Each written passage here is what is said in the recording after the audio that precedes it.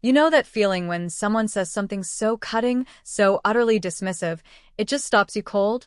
Like a punch to the gut that leaves you breathless? Well, can you imagine your own sister-in-law at a family barbecue, laughing right in your face and saying, "If you disappeared tomorrow, no one would even notice"? And then, the whole table erupts in laughter. Even your husband. For me, that was the moment everything changed. I just looked her straight in the eye, raised my hot dog, yeah, hot dog, and said, "Challenge accepted." What happened next? I vanished. I'm Vanessa, 34, and for 7 years, despite being married to Gregory, I always felt like an outsider in his family. The Caldwells. They were a world unto themselves. Last summer, at their annual barbecue, I held on to this tiny, fragile hope that maybe, just maybe, things would finally be different. That I'd finally belong. But Gregory's sister, Amanda, she had other plans. We were all gathered around the picnic table, the air thick with the smell of barbecue and privilege. I was trying to share some good news about a graphic design project I was working on, something I was really proud of. Amanda, though, she just cut me off, a smirk playing on her lips. "If you disappeared tomorrow," she said, so casually, so cruelly, "no one would even notice." The table exploded with laughter. And that laughter, it echoed. It resonated with 7 years of feeling invisible. Even Gregory, my husband, chuckled. But in that instant, something inside me snapped. I didn't cry. I didn't storm off. I just met her gaze, held it, and in a voice that was eerily calm, I repeated, "Challenge accepted." I walked out of that house that night, cut all ties, and truly vanished. The real question is, what happened when I reappeared a year later? Gregory and we met back in our final year at university. I was a graphic design student, juggling classes with a part-time job at a coffee shop just to pay tuition. He was coasting through his business degree, completely funded by his parents. We connected one late night when he came in for a study session, and we started talking about the book I was reading behind the counter. Our romance was a whirlwind, really. 3 months in, we were inseparable. By graduation, he proposed with a ring that, honestly, probably cost more than my entire student debt. I was completely swept away by his charm, his intelligence, and what I genuinely believed was true love. When we married a year later, I didn't just think I was entering a partnership. I thought I was entering a new family. The Caldwells. They were everything my family wasn't. Affluent, well-connected, tight-knit in their own unique way. Richard, Gregory's father, built a marketing firm from the ground up, a genuine titan of industry. Patricia, his mother, managed their social calendar with military precision, serving on 3 charity boards. Amanda, his sister, was already a junior executive at their father's company by 27, following perfectly in his footsteps. Michael, the younger brother, he was the family rebel who still somehow landed a cushy job at his uncle's investment firm. My own background couldn't have been more different. I was raised by a single mother who worked 2 jobs, a woman who taught me the true value of a dollar and the dignity of hard work. My sister, Olivia, and I shared a bedroom until I left for college. Holidays for us meant homemade gifts and potluck dinners with our neighbors. It was a simple, loving life. So, when I first visited the Caldwell's sprawling colonial home, it truly felt like I'd stepped onto a movie set. The class differences, they were subtle but persistent. Patricia would compliment my crafty design work as if it were a cute hobby, not my actual profession. Richard would explain basic business concepts to me at dinner, even though I'd been running my own freelance business for years before meeting Gregory. And Amanda? Oh, Amanda. She'd helpfully correct my pronunciation of wine varieties or designer names, always with that saccharine smile that just made your teeth ache. "They mean well," Gregory would always say whenever I brought up these microaggressions. "Amanda's just trying to help you fit in. That's how she shows love." But Amanda's love felt more like a slow poison. At our wedding, her maid of honor speech included several stories about Gregory's ex-girlfriends. When we announced we were buying our first home, she questioned if the neighborhood was really the right fit for a Caldwell. And when I landed a major client, she wondered aloud if they'd hired me because of Gregory's family connections. Despite all of this, I tried. God, how I tried. I volunteered for Patricia's charity events. I referred clients to Richard's firm. I remembered everyone's birthdays with thoughtful gifts. I laughed at their inside jokes, even when they stung. I dressed differently for family gatherings, adopted their vernacular, swallowed my working-class pride when conversations turned to vacation homes and boarding schools. I tried to mold myself into someone they would accept. For the first few years, I maintained my freelance design business, slowly building a modest client list and gaining some local recognition. Then, Gregory received an opportunity to expand his division at work, a big step up for him, but it meant extensive travel. And without so much as a discussion, it was just assumed I would scale back my career to manage our home life. My business dwindled to a few loyal clients, and I became increasingly isolated. My world narrowed to Gregory's intermittent presence and his family's judgmental orbit. Last spring, I miscarried at 11 weeks. The physical pain was excruciating, but the emotional aftermath? It was a black hole. Gregory was in Chicago for a conference. He offered to come home, sure, but his tone it was almost relieved when I said I could manage. Patricia sent flowers with a note that read, "Perhaps it's for the best until you're more settled." Settled? I was drowning. And Amanda, ever so helpful, suggested that stress from trying to maintain your little business might have been a factor. Only Olivia, my sister, came to stay with me for a week. She brought homemade soup. She held my hand through tear-soaked nights. She just was there. The contrast between her genuine care and my in-laws' clinical distance cracked something fundamental inside me. But I buried it deep, another disappointment to swallow in service of maintaining family harmony. By the time that annual summer barbecue rolled around, I was a diminished version of myself. My design work had become mechanical. My friendships had atrophied. My marriage felt increasingly like a performance. Still, I clung to a fragile hope that things could improve, that I could somehow, finally, earn genuine acceptance from the family I had married into 7 long years ago. The Caldwell Summer Barbecue was a neighborhood institution. Patricia spent weeks planning the menu. Richard showcased his collection of grilling gadgets. Dozens of family, friends, and business associates milled about their perfectly manicured lawn. It was an event where family status was displayed, loyalties reinforced, and outsiders were clearly identified. Despite my years of marriage to Gregory, I remained firmly in that outsider category. The morning of the barbecue, I spent 3 hours making my grandmother's strawberry shortcake, the one dessert that had actually received genuine compliments in previous years. Gregory was busy on calls, finalizing details for his upcoming business trip to Tokyo. When it was time to leave, he rushed me out the door, more concerned about being fashionably late than actually late. "Remember, Dad's unveiling his new imported smoker today," he reminded me as we drove. "Try to act impressed, even if you don't get why it's a big deal." I just nodded, clutching my dessert carrier on my lap, my sundress, bought specifically to match Patricia's preferred casual elegance dress code, already feeling tight across my shoulders. The Caldwell home bustled with activity when we arrived. Caterers wove through groups of guests, delivering appetizers. Richard stood front and center on the patio, surrounded by admiring friends as he demonstrated his new smoker. Patricia floated from cluster to cluster, her laugh tinkling like expensive crystal. Finally, Amanda called out, spotting us as we entered through the side gate. She air-kissed Gregory, then gave me a quick once-over. "Vanessa, that dress is so cheerful. The kitchen's getting crowded, but I'm sure you can find somewhere to put your contribution."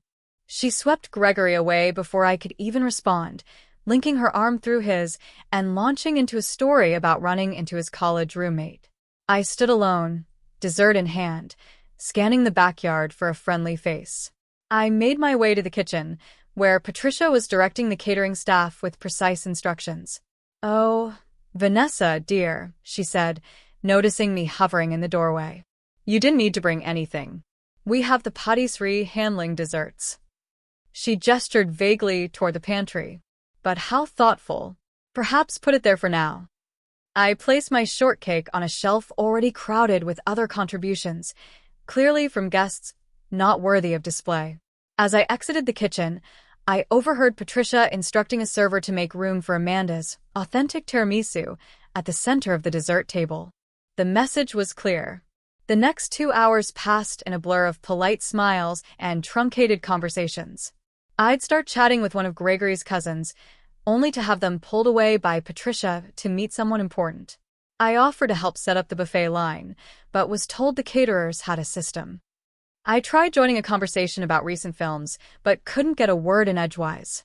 Meanwhile, Michael's wife, Charlotte, received entirely different treatment, despite being married into the family for only 2 years. Patricia proudly introduced her to everyone as our Charlotte, the pediatric surgeon. Amanda included her in reminiscences about family vacations she couldn't possibly have attended. Even Richard, who rarely engaged with in-laws, asked detailed questions about her work. The contrast wasn't lost on me. Neither was the irony that Charlotte looked as uncomfortable with the attention as I was with the lack of it. When lunchtime arrived, Gregory reappeared at my side, having spent the morning deep in conversation with his father's business associates. "Having fun?" he asked, not waiting for an answer before guiding me toward the elaborate buffet line. We filled our plates and joined the main table on the patio. I ended up seated between Gregory's elderly uncle, Frank, who was hard of hearing, and a space left open for Amanda, who was still serving herself. Gregory sat across from me, already engrossed in conversation with Richard about Japanese business etiquette. Amanda finally arrived, setting her meticulously arranged plate down and instantly commanding attention with an anecdote about a celebrity she'd spotted at her gym. Charlotte asked appropriate questions. Patricia beamed with pride. Even Frank shifted to hear her better. During a brief lull, I saw my opportunity. "I just finished a branding project for that new bakery downtown," I offered. "They're having their grand opening next weekend." Amanda's eyes narrowed slightly. "How nice. Is that the place with the tacky neon sign? I drove past it yesterday." My heart sank a little. "The signage is actually vintage-inspired," I explained, trying to stay calm. "The owners wanted to honor the building's history as one of the first. If you disappeared tomorrow," Amanda interrupted with a theatrical sigh, "no one would even notice." That's how boring this conversation is. The table erupted in laughter. Patricia tittered behind her napkin. Richard guffawed. Even Gregory chuckled, reaching for his beer. Frank, who likely hadn't heard the comment, joined in automatically. The sound surrounded me like cold water, shocking my system. I felt simultaneously hypervisible and completely invisible. My face burned, but my hands turned ice cold. In that moment, 7 years of accumulated slights crystallized into perfect clarity. I didn't cry. I didn't storm off. I didn't create a scene that would later be recounted as evidence of my emotional instability. Instead, I raised my hot dog in a mock toast, met Amanda's gaze directly, and said clearly, calmly, "Challenge accepted." A brief, confused silence fell over the table. Amanda's smile faltered slightly. Gregory looked between us, sensing something had shifted, but unable to identify what. Then Patricia chirped, "Who's ready for Richard to carve the brisket?" And the moment, the terrifying, liberating moment, passed. For the remainder of the afternoon, I observed rather than participated. I watched how easily they all moved through their world of assumed privilege and belonging. I noted how Gregory seamlessly blended with his family, occasionally throwing me an absent smile. I cataloged every slight, every exclusion, every moment I was spoken over or around. Most importantly, I listened to the quiet voice inside me that had been whispering for years. Now, finally, it was loud enough to hear, "You deserve better than this." By the time we gathered our things to leave, my decision was made. The only question remaining was how to implement it.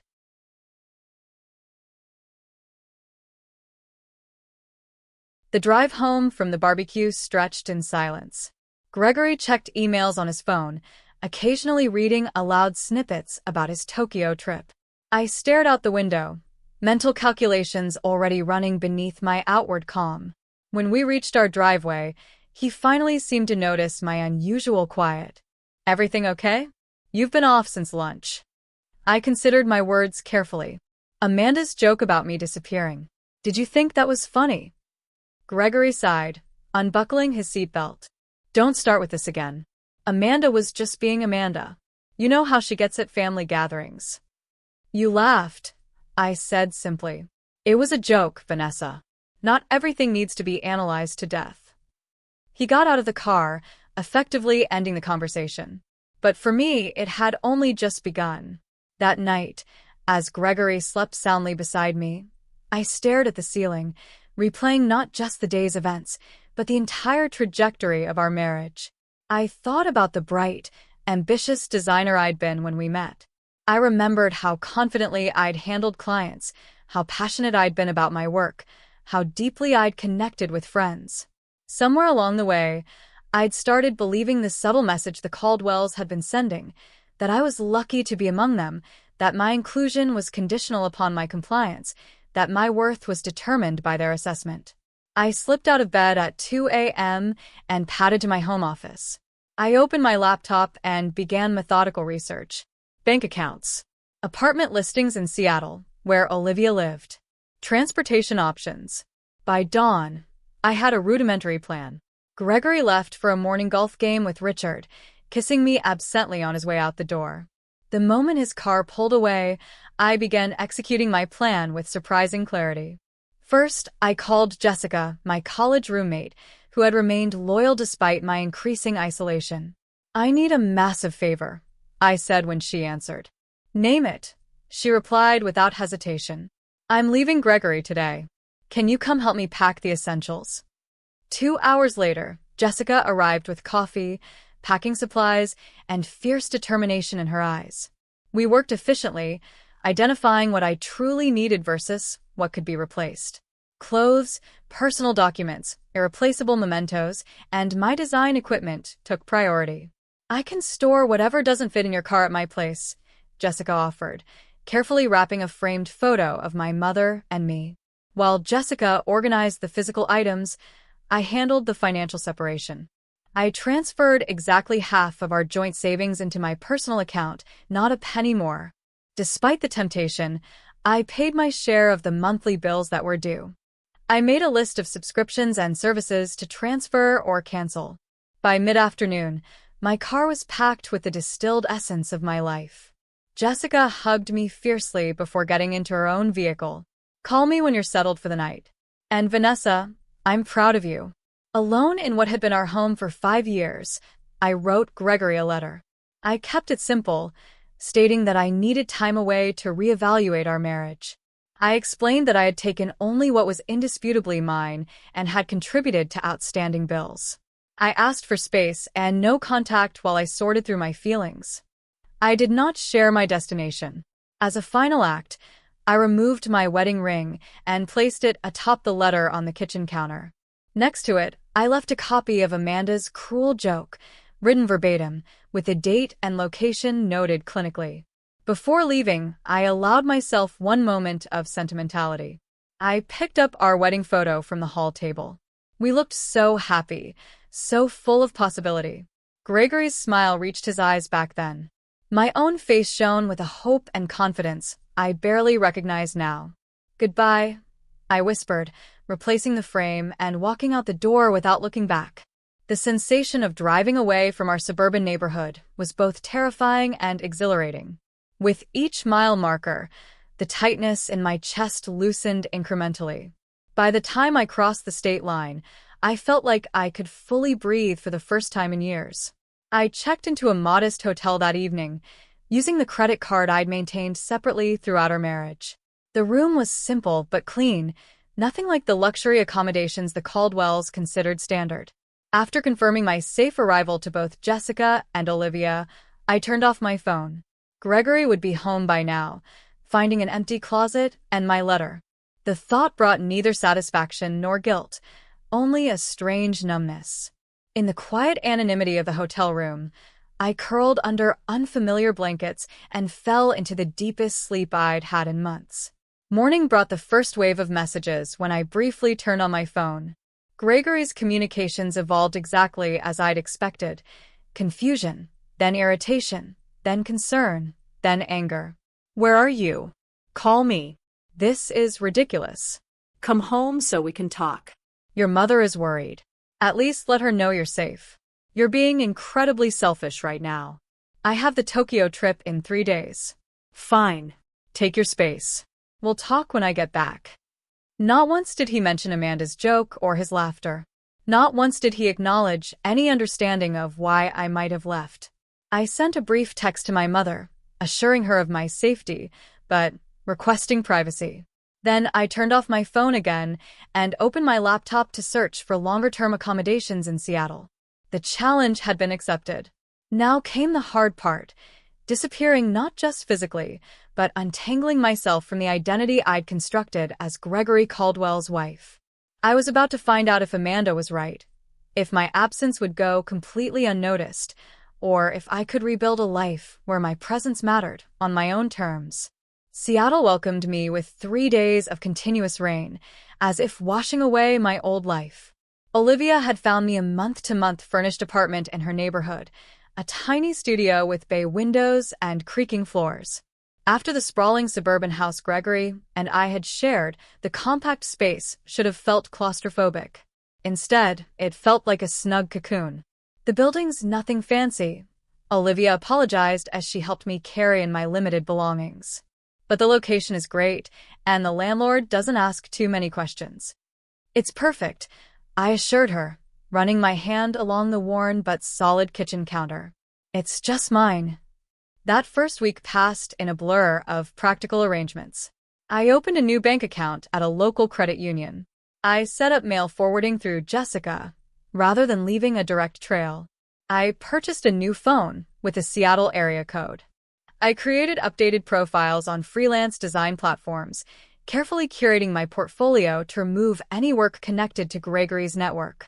Gregory's messages continued, transitioning from anger to bargaining. Whatever's going on, we can work through it, he wrote. Just come home. I maintained my silence, not out of cruelty, but self-preservation. Every time I considered responding, I remembered the laughter around that picnic table, the years of subtle diminishment, the gradual erosion of my identity. Amanda posted a passive-aggressive Instagram story 2 weeks after my departure. Family is everything. You can't choose who stays and who goes. The comments filled with heart emojis from various Caldwell connections. Gregory's mother called my mother, expressing theatrical concern while fishing for information. Michael's wife, Charlotte, sent a tentative text. If you ever want to talk, I'm here. I responded to none of them. Instead, I focused on rebuilding. Jessica shipped the remainder of my belongings in unmarked boxes. I found a therapist specializing in family dynamics and marital trauma, scheduling weekly sessions that often left me emotionally drained, but incrementally stronger. What Amanda said at the barbecue, Dr. Lewis commented during our 3rd session, that wasn't the cause of your departure. It was the catalyst. The last straw. I agreed. Tell me about the first straw, she prompted. That question unlocked a flood of memories, subtle digs disguised as helpful advice, achievements minimized, opinions dismissed, all while Gregory stood by, not malicious, but complicit in his silence. By month 2, I had secured 3 steady design clients through online platforms. The work wasn't particularly creative, mostly formatting ebooks and designing social media templates, but it paid the bills. More importantly, each completed project rebuilt my professional confidence. One rainy Tuesday, I walked into a local coffee shop and noticed a striking wall mural. The barista saw me admiring it. Beautiful, right? The owner commissioned it from a local artist, she explained while preparing my latte. She's looking for someone to redesign our menu boards and promotional materials. Actually, an hour later, I was sitting with Eleanor Marshall, the owner, a woman in her 50s with silver-streaked hair and a straightforward manner I found immediately refreshing. I don't care about your resume, she said, waving away the portfolio I'd pulled up on my tablet. Show me your personal work, the stuff you do, because you can't not do it. I hesitated, then navigated to a folder I'd barely opened in years. These were designs I'd created for myself. Experimental, sometimes impractical, but authentically mine. Eleanor studied them in silence, occasionally zooming in on details. "You've been hiding," she finally said, looking up with sharp blue eyes. "These are good. Really good. But recent." "No," I admitted. "I haven't done work like this in years." "Why not?" The question was simple, but struck like a physical blow. I found myself telling Eleanor an abbreviated version of my story, the creative passion I'd once had, the gradual sublimation of my style to suit the Caldwell aesthetic, the slow surrender of my artistic voice. Eleanor listened without interruption, then nodded once. "You're hired for the menu project, but on one condition." "What's that?" "You do one personal piece, something purely your own, every week. Bring it when we meet. I don't care if it's good or finished. I care that you're finding your voice again." Eleanor became more than a client. She became a mentor, pushing me to reclaim my creative courage with blunt feedback and unexpected encouragement. Through her, I connected with other local business owners needing design work. My calendar slowly filled with projects that engaged, rather than depleted, me. Meanwhile, Gregory's attempts at contact became less frequent. The divorce papers I filed through my lawyer were met with a barrage of calls that I didn't answer. Eventually, his attorney connected with mine. The proceedings moved forward with clinical efficiency, Gregory's initial resistance giving way to resignation. For months into my new life, I allowed myself to check social media. Gregory's profile showed him at a company event, smiling beside a woman I didn't recognize. Richard had posted about the Tokyo expansion, tagging Gregory with proud father emojis. Amanda shared multiple photos from a family dinner, captioned, "Missing no one." The confirmation stung less than I expected. Amanda had been right after all. My disappearance had barely caused a ripple in the Caldwell family pond. Somehow, this validation brought not pain, but liberation. I was no longer defined by their perceptions. 6 months to the day after leaving, I received the finalized divorce papers. Gregory had signed without contesting the straightforward division of assets. We'd negotiated, through our lawyers. No alimony either way. A clean split of joint property. Complete separation going forward. His only personal communication was a brief note. "I still don't understand, but I won't fight you anymore." That evening, I stood in front of my bathroom mirror and cut my hair, shedding the long style Gregory had always preferred for a modern bob that framed my face. The woman who stared back seemed both familiar and new, thinner, perhaps, with faint lines around her eyes, but with a clarity of gaze I hadn't seen in years. By month 8, my design business had expanded enough to require a small workspace outside my apartment. I rented a desk in a cooperative creative studio, surrounded by other independent artists and entrepreneurs. For the first time since college, I had colleagues who valued my input and challenged my ideas on equal footing. When the anniversary of my departure approached, I no longer needed to check social media to know what the Caldwells were doing. They had receded from my daily thoughts, becoming characters in a story I'd lived through, rather than active presences in my life. Meanwhile, my new world continued expanding. A branding project for a local artisan food company won regional recognition.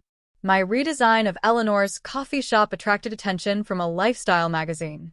A comment I made during a design workshop led to an invitation to speak at a creative conference.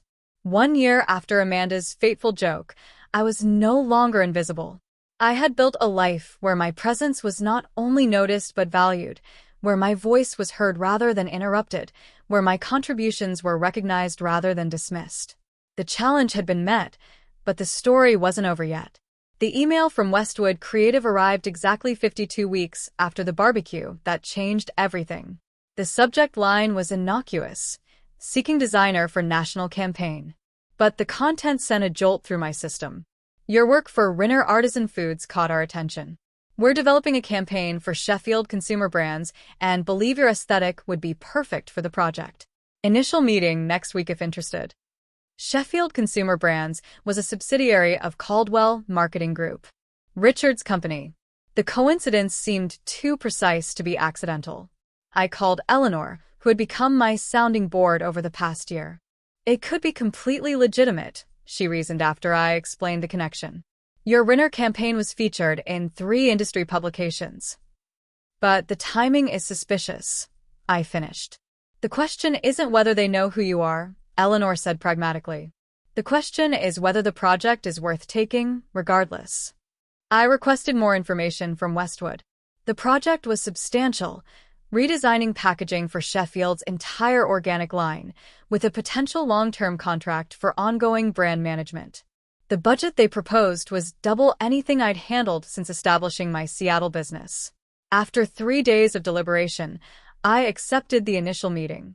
If this was a Caldwell orchestration, I wanted to face it directly rather than wonder. And if it was legitimate, I didn't want fear of my past to constrain my future. The Westwood creative director, Thomas, made no indication he knew about my history with the Caldwells. During our first meeting, we discussed design concepts, timeline, expectations, and budget particulars with straightforward professionalism. When I asked about client involvement, he mentioned only that Sheffield executives would review major milestones. I accepted the project, establishing clear boundaries about communication channels and approval processes.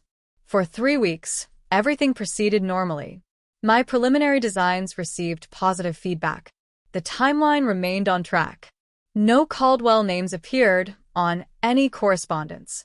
Then came the announcement. Sheffield consumer brands would be featured at the annual Marketing Innovation Gala, unveiling their rebranded organic line as part of the presentation. As the lead designer, my attendance was highly encouraged. The gala was a major industry event, precisely the type of opportunity my rebuilding career needed. It was also exactly the sort of function the Caldwells never missed. Richard considered these networking evenings essential to maintaining the family's business prominence. Gregory had always dutifully followed his lead. You have 3 options, my therapist observed during our session that week.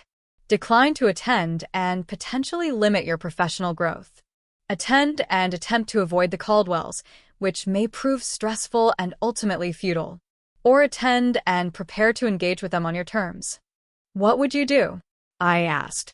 Dr. Lewis smiled slightly. I'm more interested in what Vanessa today would do, as opposed to Vanessa from a year ago. The question lingered as I left her office. Last year's Vanessa would have either declined the event entirely or attended as Gregory's apprehensive shadow, dreading Amanda's barbed comments and Patricia's conditional approval. But I wasn't that person anymore. The following morning, I emailed Thomas confirming my attendance. Then I made an appointment with a personal stylist recommended by Olivia and set aside a portion of the Sheffield advance payment for an outfit that would serve as both armor and announcement. The evening of the gala arrived with unexpected calmness. I surveyed my reflection in the hotel room mirror. The woman staring back wore a tailored jumpsuit in deep emerald that managed to be both sophisticated and distinctive in a sea of expected black dresses. My bobbed hair was now accented with subtle caramel highlights. The designer's shoes, my one significant splurge, added 3 inches of confidence to my height. Most transformative, however, was the expression in my eyes. No anxiety, no apology, just steady readiness for whatever the night might bring. The venue was a restored historic theater downtown, its grand lobby transformed with strategic lighting and minimalist floral arrangements. I checked in at the registration desk, accepting my name badge and the signature cocktail offered by circulating waitstaff. I had barely taken 2 sips when Thomas appeared at my elbow, already introducing me to a cluster of industry executives. Their business cards disappeared into my clutch as we discussed emerging design trends and market demographics. I found myself speaking with easy authority. My opinions met with thoughtful nods rather than polite dismissal.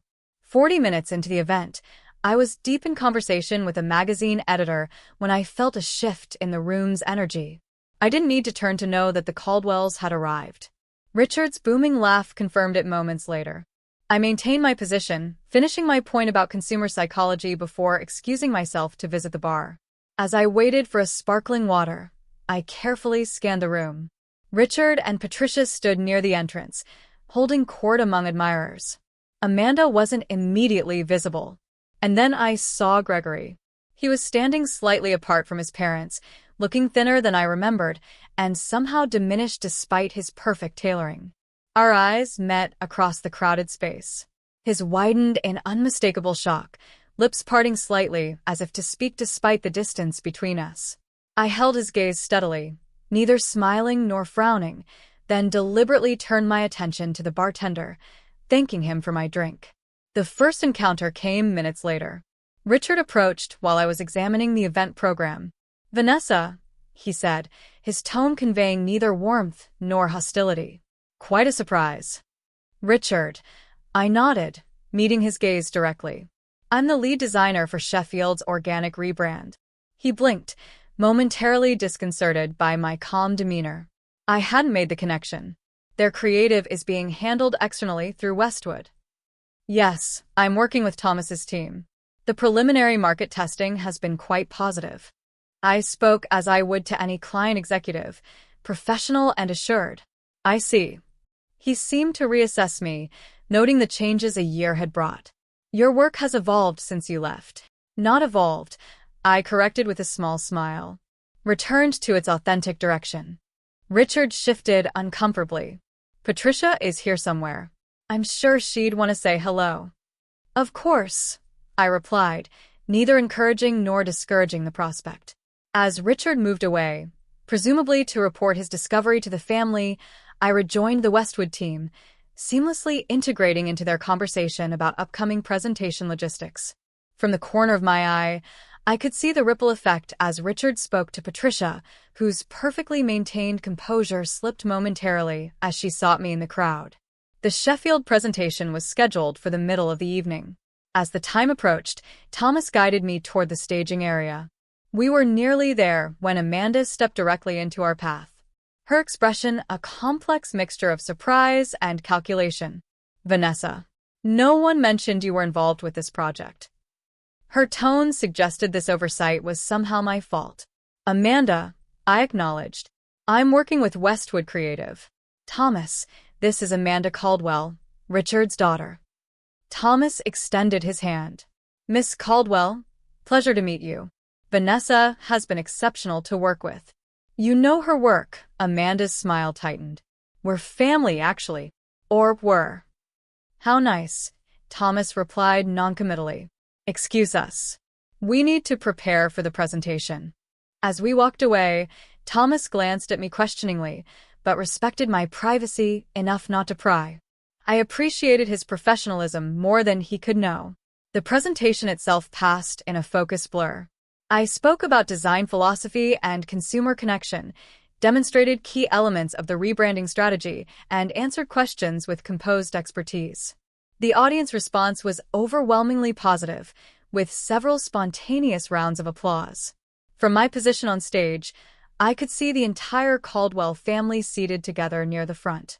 Patricia maintained a neutral expression throughout.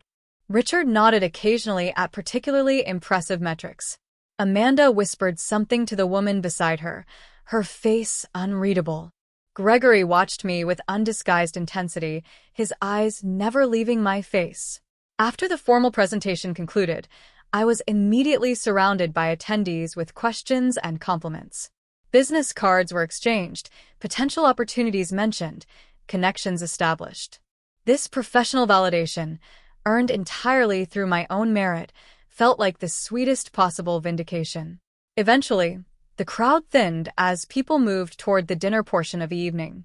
I was gathering my presentation materials when Gregory finally approached, alone. "You look well," he offered, hands tucked awkwardly in his pockets. "Thank you," I replied simply. "I didn't know you were in Seattle." "That was intentional," he nodded, accepting this truth.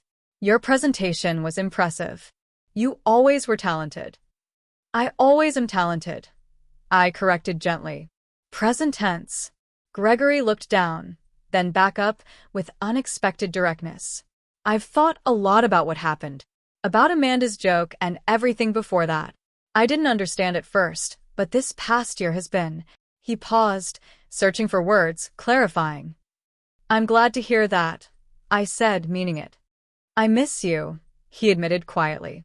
The words hung between us, once so desperately desired, but now arriving too late.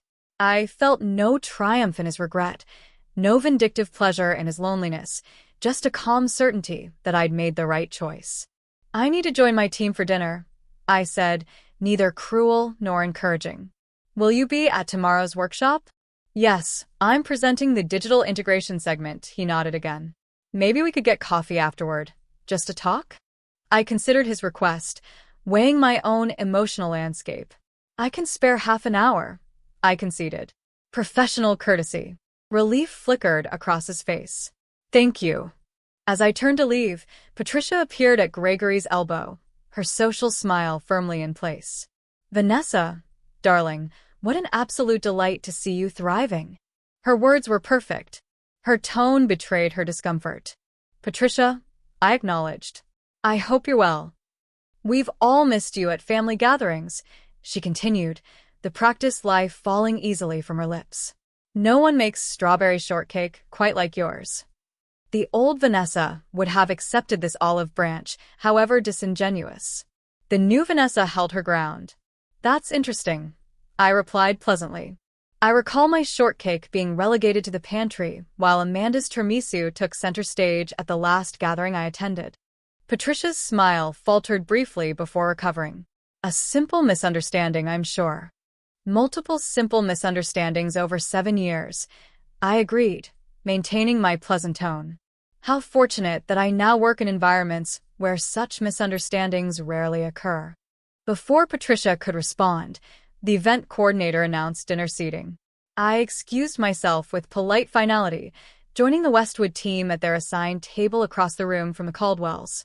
The remainder of the evening passed without further direct interaction, though I occasionally caught Gregory watching me from afar. As the event concluded, I declined the team's invitation for after-party drinks, preferring the quiet completion of returning to my hotel room alone. In the tranquil privacy of my room, I kicked off my designer shoes and stood at the window overlooking the glittering city. The confrontation I'd half-dreaded for months had come and gone, leaving me not depleted, but strengthened.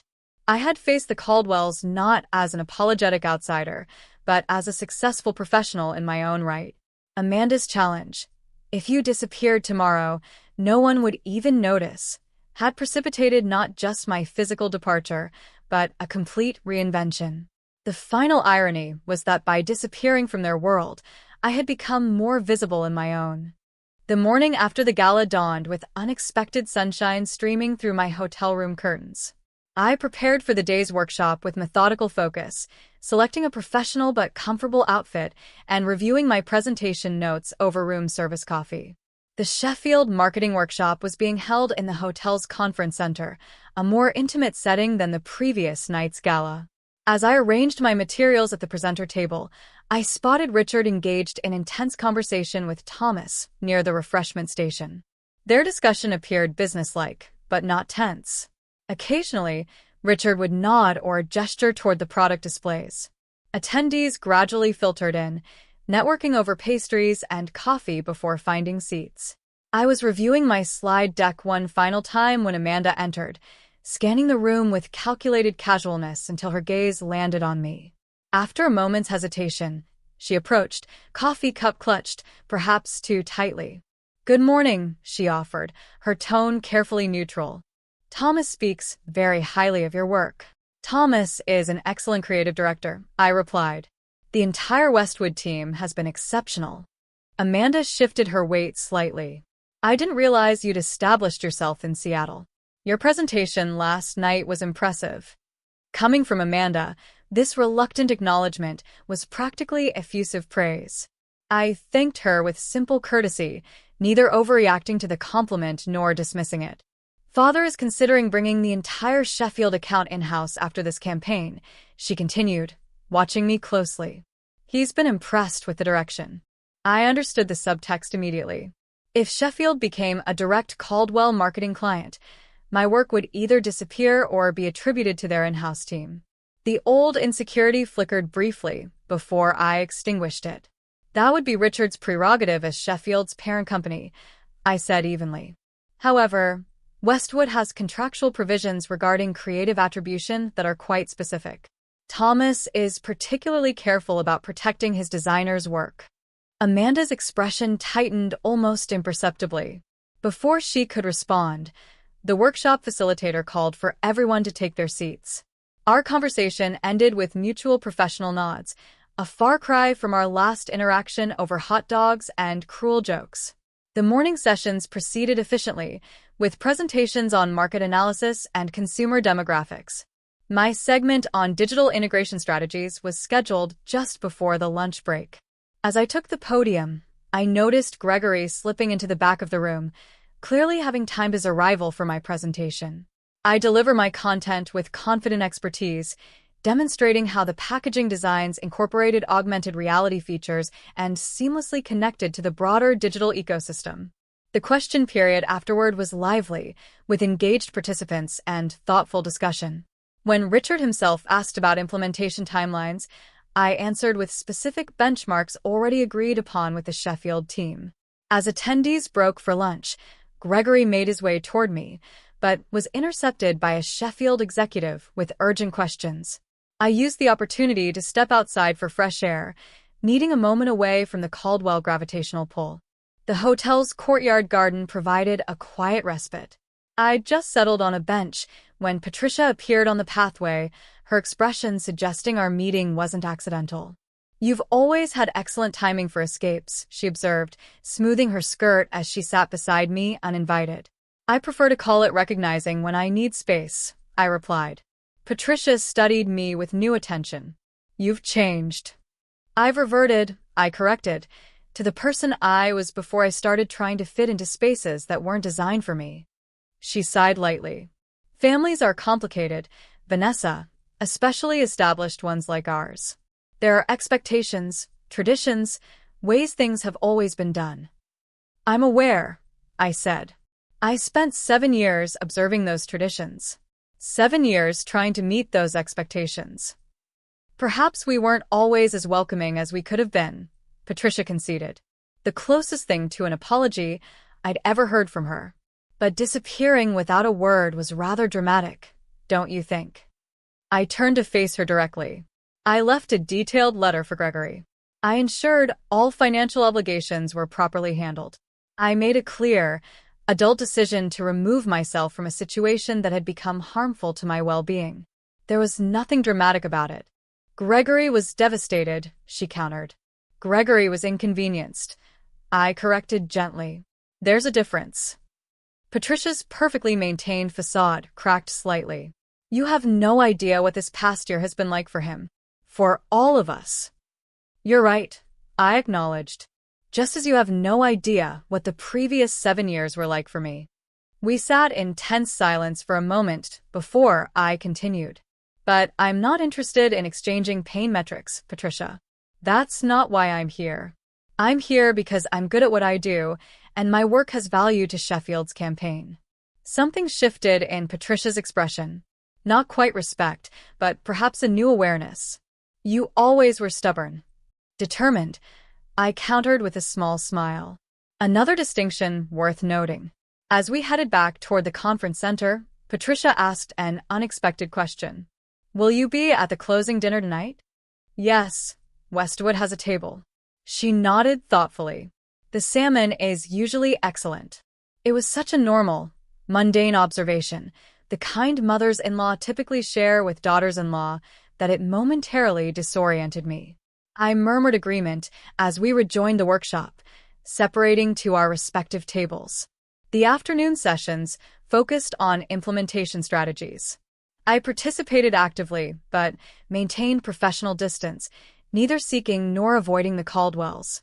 As the workshop concluded, Gregory finally managed to approach me directly. Still up for coffee? He asked, a hint of uncertainty in his voice. Yes, I agreed. There's a shop in the lobby. We walked together in silence, the familiarity of his presence beside me both strange and nostalgic. Once seated with our drinks, his usual Americano and my latte, ordered without need for discussion, the awkwardness intensified. Seattle suits you, he finally offered. It does, I agreed. The creative community has been welcoming. Gregory traced the rim of his cup. I've been in therapy since you left. Dad thought it was unnecessary, but he shrugged. It's been helpful. This surprised me. Gregory had always dismissed therapy as paying someone to tell you what you want to hear. I'm glad, I said sincerely. My therapist helped me understand some things about our marriage, about my family, about how I failed to see what was happening to you because it was easier not to. The acknowledgement was unexpected and disarming. For a moment, I glimpsed the man I had fallen in love with, thoughtful, capable of growth, willing to examine himself. Thank you for saying that, I replied quietly. I didn't stand up for you, he continued. Not against Amanda. Not against Mom. Not even against my own expectations that you would just adapt to whatever the family needed. No, you didn't, I confirmed without rancor. I thought a lot about that barbecue, about Amanda's joke and how everyone laughed. How I laughed. He swallowed hard. I keep thinking about what you said. Challenge accepted. I didn't understand then what you meant. And now I realize you were declaring independence. From all of us. His voice held equal parts admiration and regret. We talked for nearly an hour, longer than the half hour I'd allocated. Gregory shared how the family dynamics had shifted in my absence. Amanda's increased criticism now extending to his new girlfriend, Patricia's tightening control over family gatherings, Richard's disappointment when Gregory declined a promotion that would have required relocating. I'm seeing everything differently, he explained, like someone adjusted the contrast on a photo I've been staring at my whole life. When our coffee cups emptied, we both recognized the natural conclusion of our conversation. As we stood to leave, Gregory asked the question I'd been expecting. Is there any chance for us? Not right away, but eventually? I considered his face, once the center of my world. I felt affection, compassion, even a whisper of the old attraction. But the tether had been severed, not just by Amanda's joke or my departure, but by the year of growth that followed. I think we both needed to become different people, I said gently. And I like who I'm becoming now. He nodded, accepting this truth with surprising grace. You were always stronger than I gave you credit for. We both were, I corrected. You just needed different circumstances to discover it. We parted with a brief, platonic hug that felt like proper closure. As I watched him walk away, I realized I truly wished him well in building a life that was authentically his, not just an extension of the Caldwell legacy. The final confrontation came unexpectedly as I was collecting my portfolio from the conference room. Amanda entered just as I was preparing to leave. Her purposeful stride suggested she'd been waiting for this opportunity to catch me alone. I need to ask you something, she said without preamble, and I'd appreciate an honest answer. All right, I agreed, curious despite myself. Did you take this project knowing it was connected to our family? No, I answered truthfully. I discovered the Sheffield-Caldwell connection after accepting the Westwood offer. By then, the contract was signed. She studied me, seemingly assessing the truth of my statement. And you didn't think to recuse yourself once you knew? Why would I? I asked simply. I'm extremely good at what I do, Amanda. This project needed someone with exactly my skills and aesthetic sensibility. The fact that your family company might ultimately benefit from my work is incidental to my professional obligations.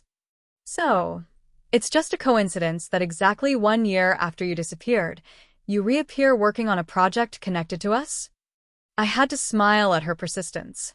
Life rarely arranges itself with such perfect symmetry. But yes, essentially. I don't believe in coincidences that convenient, she countered. What would be the alternative explanation?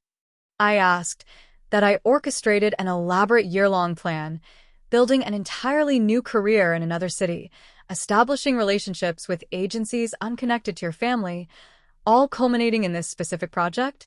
That would be giving you far more space in my thoughts than has actually been the case. The blunt assessment landed visibly. Amanda blinked, perhaps for the first time, considering that she might not have been central to my decisions at all. At the barbecue, she said after a pause. When I made that joke, it was just a joke. I never thought you'd actually leave. It wasn't just a joke, Amanda, I said. It was the articulation of something you'd been communicating for years, that I was dispensable, forgettable, unimportant. I kept my tone conversational rather than accusatory.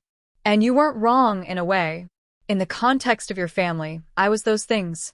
What I needed to discover was that there are contexts where I'm not. Amanda's composure slipped momentarily, revealing something rarely seen: uncertainty. Gregory hasn't been the same since you left. Gregory is finding his own way, I replied. As am I. And there's no chance of reconciliation? The question seemed driven by family concerns rather than genuine care for either Gregory or me. We've reconciled in the only way that matters, I said. We've both acknowledged the truth of our marriage and found peace with its ending. Amanda nodded slowly, absorbing this finality. As she turned to leave, she paused at the door. Your presentation yesterday, it was genuinely good work. I would have said so regardless of who you were. Coming from Amanda, this professional acknowledgement represented a fundamental shift. I thanked her with simple sincerity, neither overvaluing the compliment nor dismissing it. As I left the hotel to prepare for the evening's closing dinner, I felt a strange lightness. I had faced each Caldwell individually, navigating these encounters not as the insecure outsider of last year, but as a confident professional with clear boundaries. The family that had once loomed so large in my life now seemed properly proportioned, just people with their own limitations and complexities. The final dinner that evening unfolded with surprising ease. The Caldwells and the Westwood team were seated at separate tables, creating natural distance without obvious avoidance. When industry colleagues introduced me to Richard as the designer behind Sheffield's brilliant rebrand, he acknowledged my work with professional courtesy. When Patricia complimented my dress during a chance encounter at the dessert station, I accepted graciously. Most tellingly, when Amanda's presentation on upcoming marketing trends included a slide featuring one of my designs with proper attribution, I recognized it for what it was: a public, professional acknowledgement that would have been unthinkable a year ago. As the evening concluded, I exchanged contact information with several potential clients, confirmed next steps with Thomas, and said appropriate goodbyes to industry colleagues. Gregory approached briefly, simply wishing me safe travels and good luck with a sincerity that needed no elaboration. Leaving the venue, I felt no dramatic sense of triumph or closure. Instead, I experienced the quiet satisfaction of having reclaimed not just my professional identity, but my personal sovereignty. The Caldwells were now simply people I had once known intimately, who now occupied appropriate space in my past, rather than outsized significance in my present. Amanda's challenge, "If you disappeared tomorrow, no one would even notice," had been not just accepted, but transcended. I had disappeared from their world only to reappear transformed in my own. 1 month after the marketing conference, I sat across from Eleanor at our regular corner table in her coffee shop. Seattle rain tapped gently against the windows, creating a cozy backdrop for our conversation. "So, the Sheffield campaign officially launches next week," Eleanor noted, refilling my cup from the ceramic pot between us. "That must feel satisfying after everything." "It does," I agreed. Thomas called yesterday to say, early retailer response has been overwhelmingly positive. They're already discussing extending the rebrand to additional product lines. And the Caldwell connection? I considered the question thoughtfully. It's become professionally cordial. Richard's marketing director reached out about potentially collaborating on future projects through proper channels, with clear contracts. I haven't decided yet whether to pursue it. "That's quite an evolution," Eleanor observed. "From family outcast to sought-after professional resource. Life has interesting symmetries sometimes," I acknowledged with a small smile. The truth was, the Sheffield project had marked a turning point in my career. The visibility of the campaign had attracted attention from other potential clients.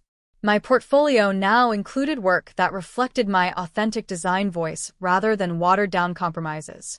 Most importantly, I approached each opportunity with clear boundaries and confidence in my value.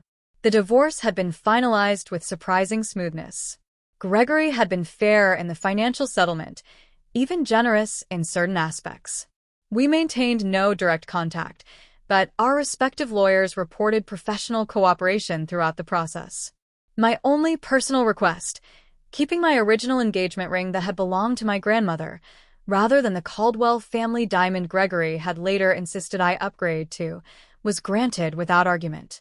My regular therapy sessions with Dr. Lewis continued, though we had reduced the frequency from weekly to bi-weekly. Our conversations had evolved from processing acute emotional trauma to exploring healthier patterns for future relationships and continued self-discovery.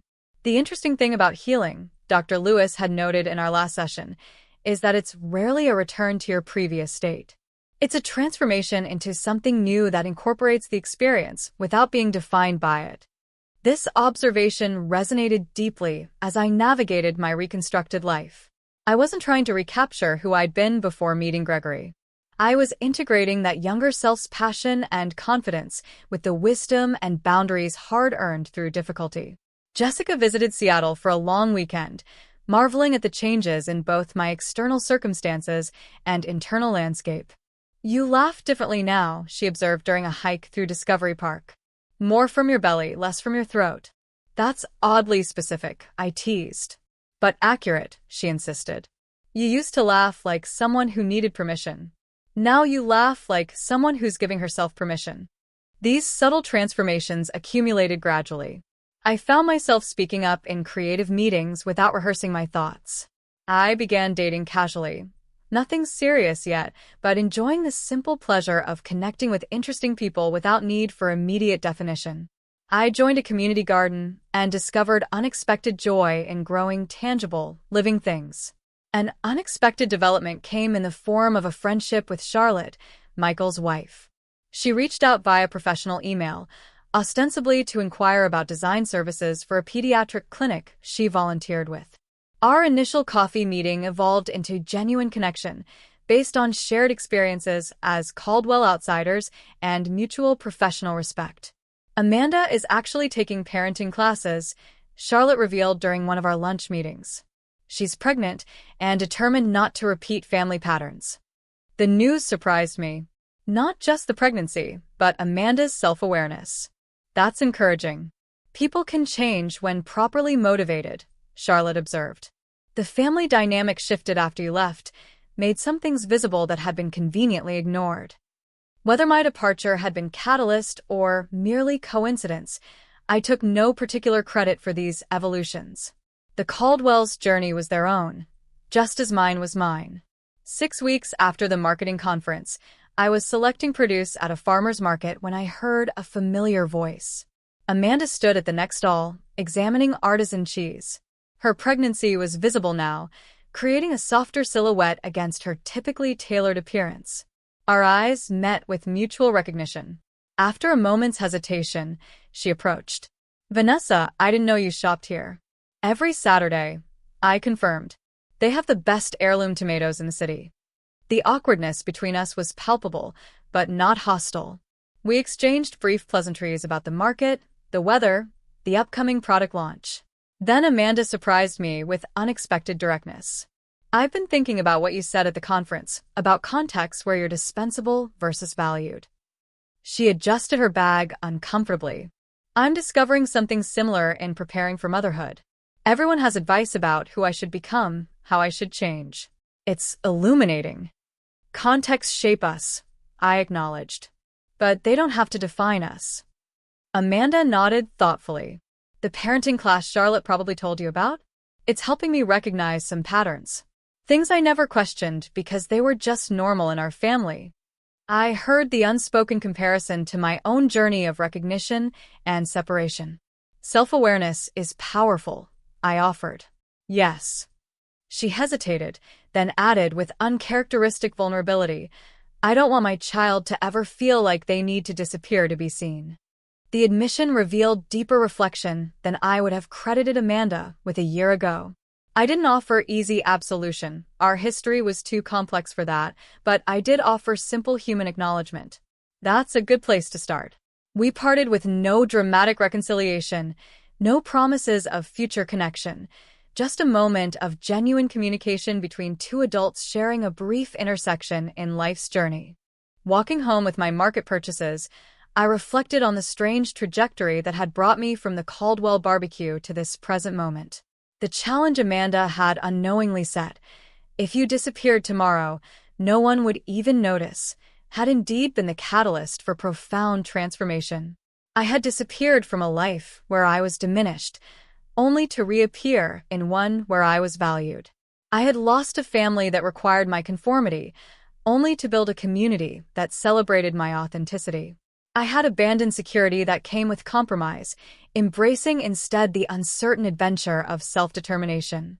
Last week, I had closed on a small house near the water.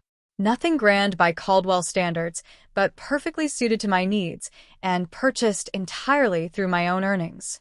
As I arranged my furniture and hung artwork selected solely for my own pleasure, I experienced a profound sense of having created not just a home, but a life genuinely my own. The greatest irony of Amanda's cruel joke was that disappearing had made me more visible than I'd ever been, to colleagues who valued my creativity, to friends who appreciated my authentic self, and most importantly, to myself. The challenge had been not just accepted, but transformed into an unexpected gift. That evening, as the Seattle skyline glittered against the darkening water, I opened my journal and wrote the reflection that had been forming for months. Sometimes we must disappear from others' narratives to discover our own. The most powerful response to being unseen is not demanding vision from blind eyes, but finding the context where our true selves are not just visible, but celebrated. The opposite of disappearing isn't being noticed. It's becoming so fully present in your own life that external validation becomes unnecessary. The woman who had raised a hot dog in defiant toast 1 year ago could never have imagined the journey ahead. The woman writing these words could never return to who she had been. And in that transformation lay not tragedy, but triumph. The quiet, sustainable victory of reclaiming one's own life. So, tell me, have you ever had a moment where someone's cruel words actually pushed you to make a life-changing decision? What did you do? I'd really love to hear your thoughts in the comments below.